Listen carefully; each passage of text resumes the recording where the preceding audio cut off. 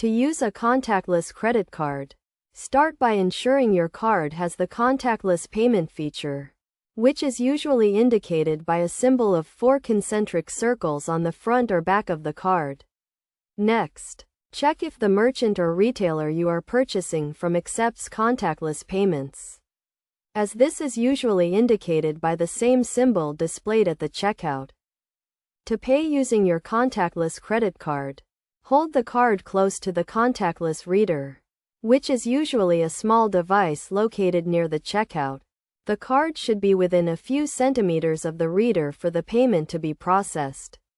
You will know the payment is being processed when you see the reader's lights flashing or hear a beep. In some cases, you may be prompted to enter your PIN or sign a receipt.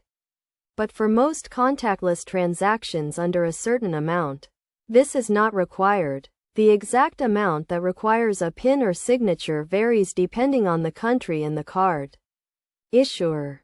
To add an extra layer of security to your contactless transactions, make sure to keep your card safe and secure, and monitor your account regularly for any suspicious activity.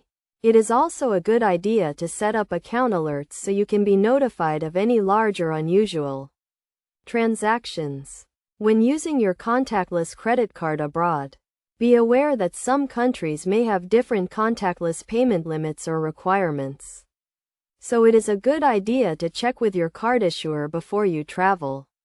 Additionally, always inform your card issuer of your travel plans, so they do not flag your transactions as suspicious and freeze your account.